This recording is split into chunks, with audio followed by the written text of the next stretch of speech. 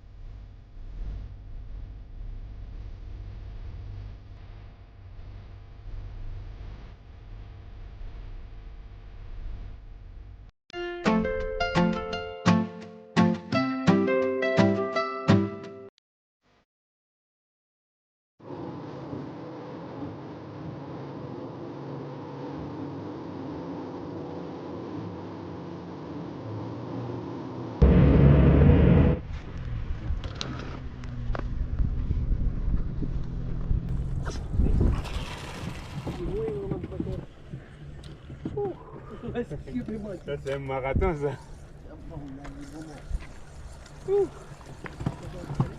Là il souffle.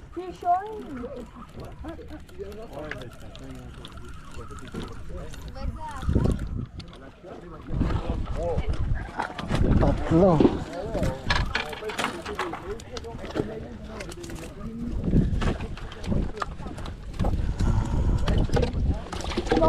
Kakauwi ako ng maga, nakatatlo na. Isang ano lang, tatlo.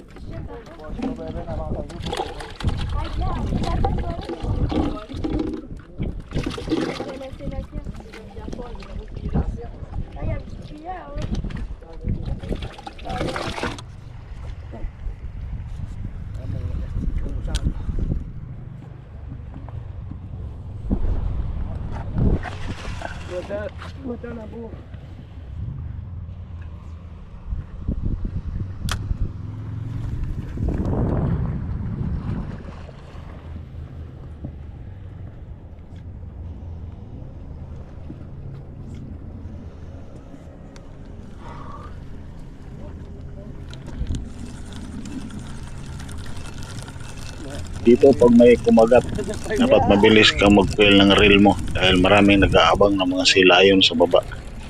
Yan ang aagaw ng huli.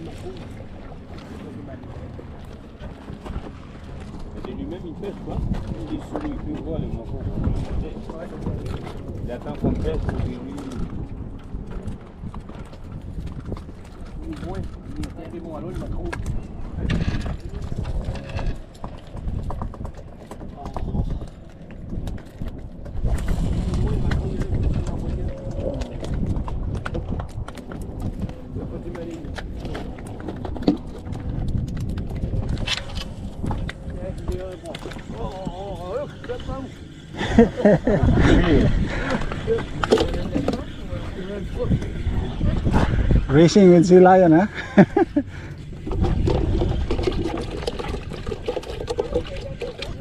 Ah oui. Il est fait bondir sur l'eau, il n'aura pas le temps de... Shout out guys, ngayon nandito tayo sa ating kampo. Nag-camping muna tayo.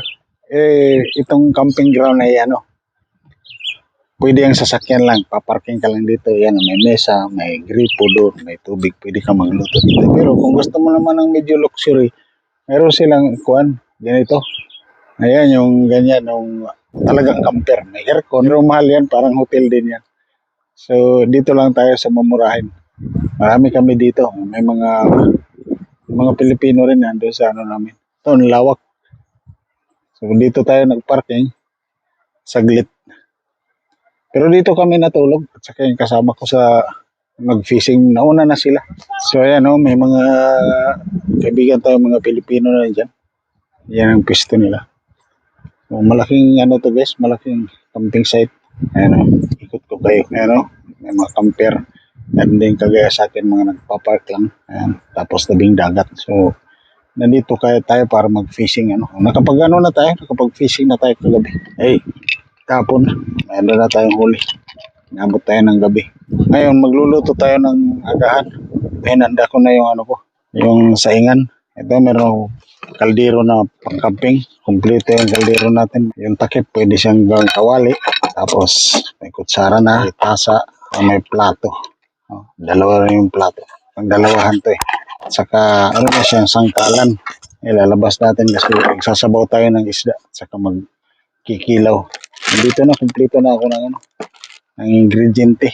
So, kumbate na lang. Ayan, ito yung guys, ito yung initial na huli natin kasi babalik pa tayo mamaya. Ayan isang cooler. So, kukuha lang tayo ng 2 piraso. Pang kilaw at saka pang tula. Ayan, sasabawan natin.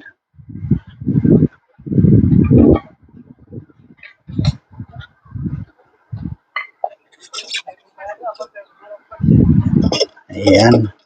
Handa natin yung ating kaldero, ating sangkalan, at saka dito meron akong meron akong kutsil. So, anuhin natin muna na pang sabaw.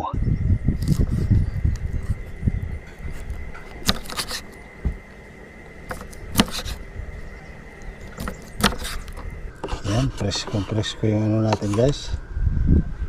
Yung ating pang sabaw.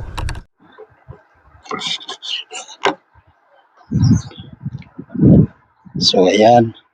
Sasabayin natin. Ito yung pang kilaw natin. Pipili na natin.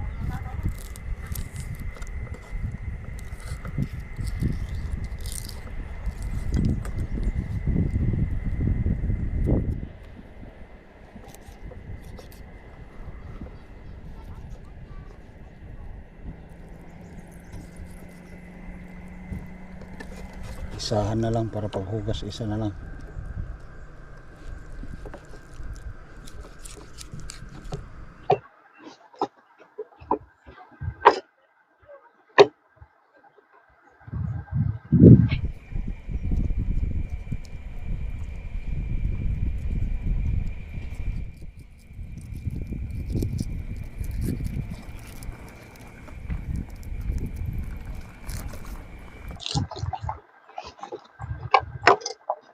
So, hugas-hugas na ho.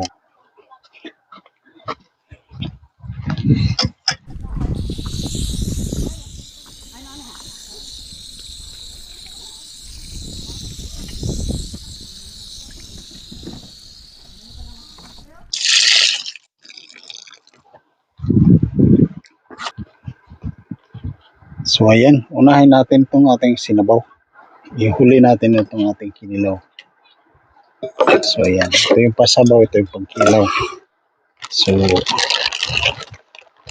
na natin yung ating mga ingrediente. Ating mga lamas. Tanglad. Siling haba. natin yan. Sibuyas. Saka luya. Stilan. Kompleto sa recados. Umuwi na yung kasama ko. Naghahabol kasi. Trabaho sa bukas eh.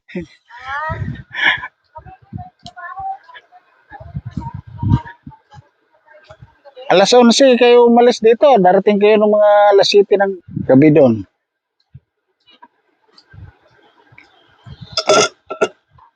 So ayan.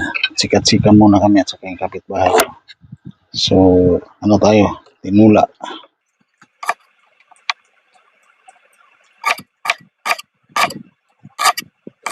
Pag isda kasi guys, kailangan talaga luya. So yung natira pang kinilaw. Dali lang ang ano ng Bisaya eh. Ang menu. Magpakulo lang ng tubig. Ayan. Mahirap ang nag-iisa, no?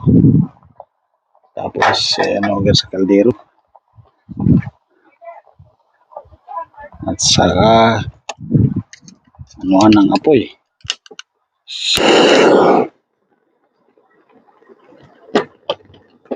Ayun.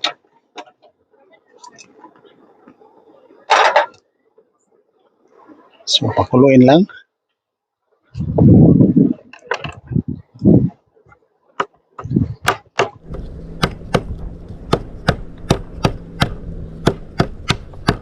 Kailangan dikdikin yung tanglad.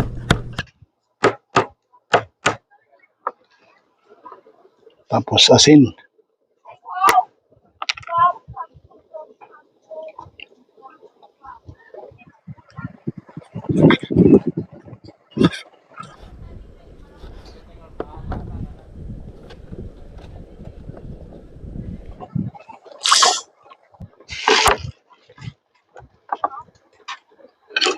Yun.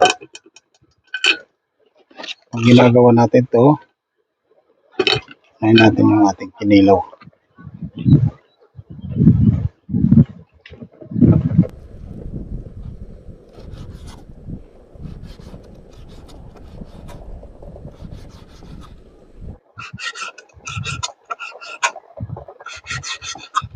Ayan. Takyan lang natin yung hiwa kasi nasa emergency ano tayo para tayong sundalo. Tumabilang ng konti para magluto.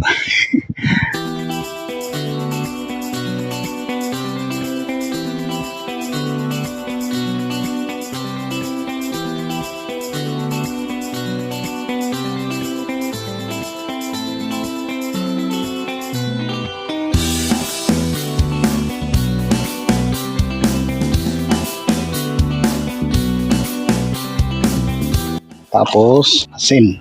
So, asin muna. Tapos, suka.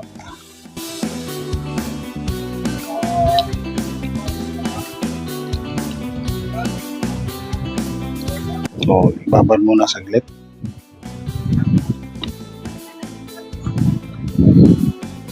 Tagalagin mo ng natin. Mahangin kasi.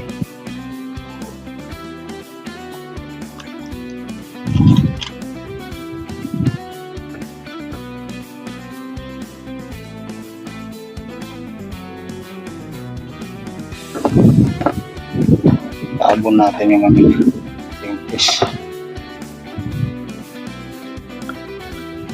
Yeah.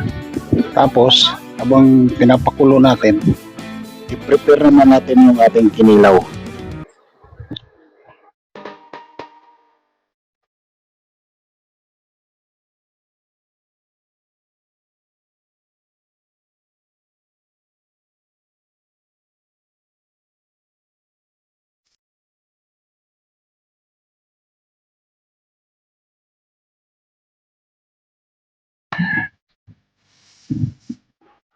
Malaki rin ang hiwa natin guys, yung kinilaw.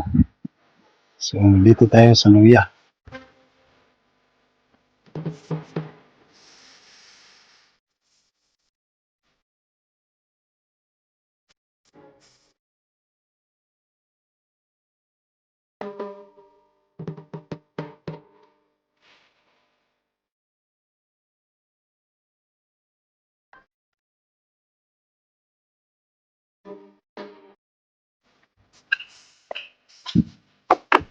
Ayan. Ngayon, kutawin siya, kutawin. Gawin.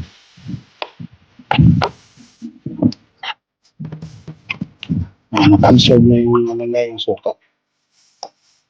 Puro suka.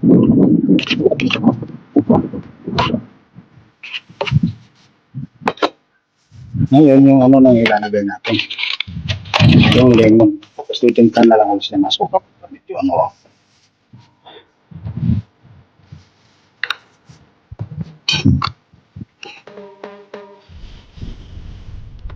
Lemon ang ititimplaw din.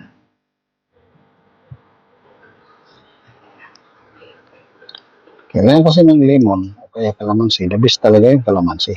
Dito, dahil walang kalamansi, lemon yung ano natin.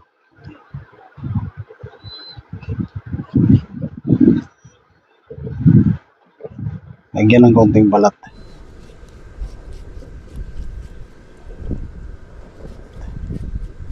Kumbaga lemon crest. Yun. Tapos, ano na suka kanti. Kasi yung lemon hindi ganun matamis lang yan eh. Ang amoy lang ang kinukuha natin yan para ma-disimular niya yung ano, lansa ng isda. Kumukulo na ng bonggang-bongga yung ano natin. Tanggalin na natin yung tabon.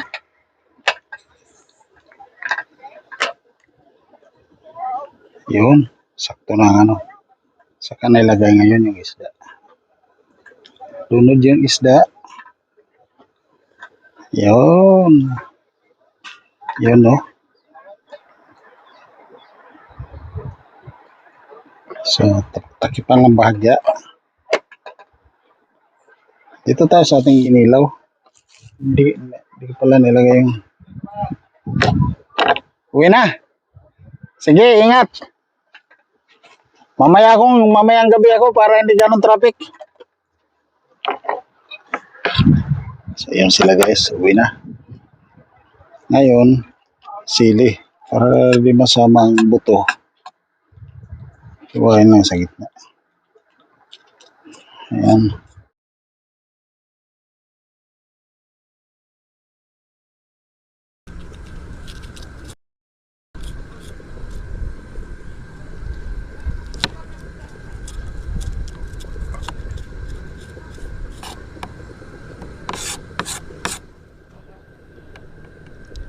Ayun.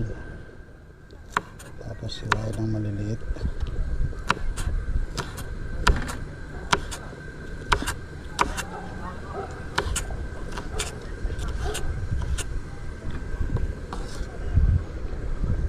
Ayan. Sos. Nasabi ko sa inyo eh.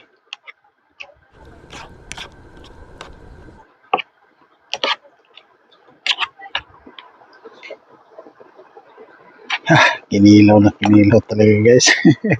Kinilaw sa bundok. Ayan no.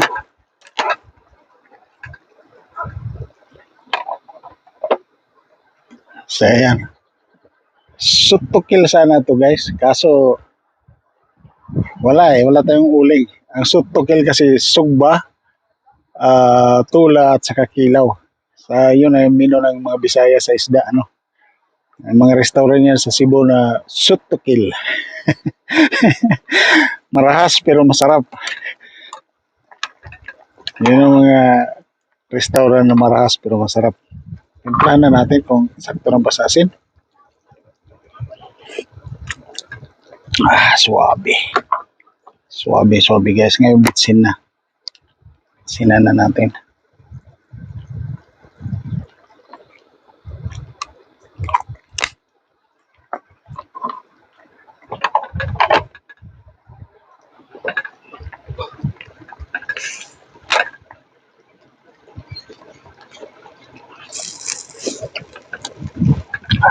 Sarap, grabe guys. Grabe kasarap. So, patayin na natin. Turn off the fire. At saka, ikakain na tayo guys. So, shout out nga pala sa mga kaibigan ko dito sa Gaspe. Ano, kaibigan ko sa Facebook. At nagkita na rin kami minsan 3 years ago. Palagi akong pumunta mula nung hindi na kami nakikita. Nagkukumustahan lang sa Facebook. Ano. Shout out kay Tulits, Busyo. Ayan, sila na dito. Sila yan ang mga Filipino community dito sa Gaspi. At saka shout out kay yung mga kasamahan nyo dyan. Ako lang mag-isa nagpunta dito so hindi tayo nagkita ngayon. Hindi kasi ako pumunta doon sa may lugar ninyo, dito lang ako sa Grand Valley. Marami namang nakapuno na ako ng cooler. Dagdag na lang ako mamaya ng konti bago ako umuwi kasi mamaya akong hapon umuwi. Pagka maganda kasi umuwi pag Montreal ng hapon kasi hindi gano'ng maraming traffic, hindi traffic. Ngayon nag-uwian sila yung mga Pilipino niya na dagdag traffic yan sila. So, yun kakain na tayo guys sa ating menu of the forest. So ayan yung kanin ko guys. Pero baon ko na ito galing sa bahay. Wala pa to kahapon. Ano ako baonan na na kulman. Lagyan mo lang ng ice para manatiling matatag. Ha? Parang ikaw at saka yung jowa mo. So kain. Oh, sus. Grabihan ka. Marami kalami ang sabaw guys.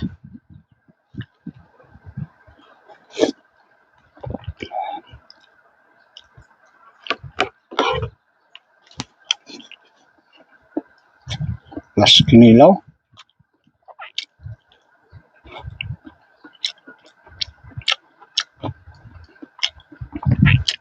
Yun o, sabi.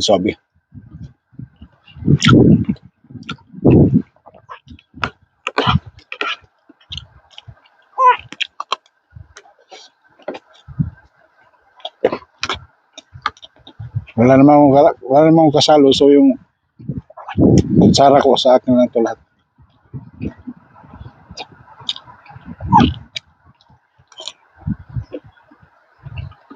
Ano?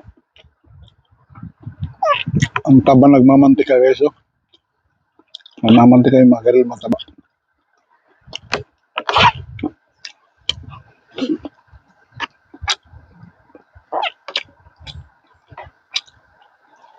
Said guys, pag bumalik ako dito, sama ko yung mga anak ko. Dito kami. 35 lang bayad sa isang araw.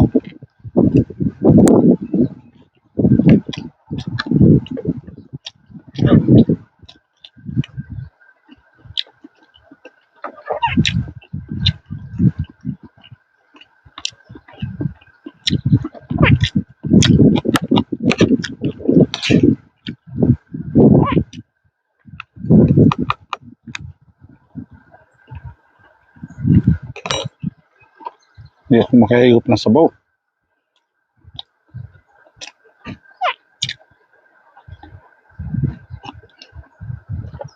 Yun.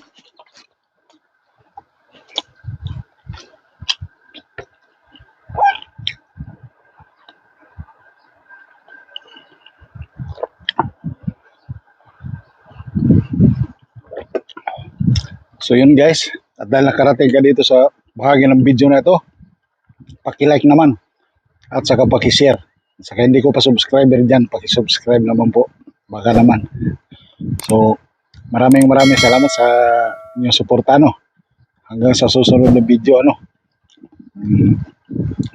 Pagkatapos natin kumain dito, magpipising pa tayo ulit bahagya. Kaunti na lang.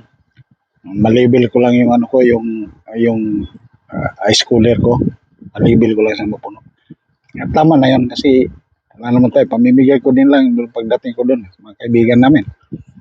Wala yung paglagyan. Saka hindi rin maganda yung isda na tumatagal kahit sa freezer. Hindi rin maganda yun. So pamimigay lang natin yun. So hindi natin magano ng marami. Tama-tama lang.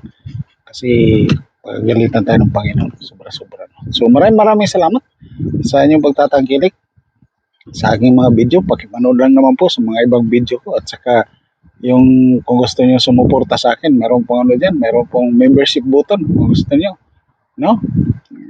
Konting suportan nyo lang sa atin para naman makasahod na ako. Isang beses na lang ako sumasahod ngayon sa isang taon. Hindi kagaya nung pandemic na every month nakakasahod ako. So maraming salamat guys. Hanggang dito na lang. Bye-bye.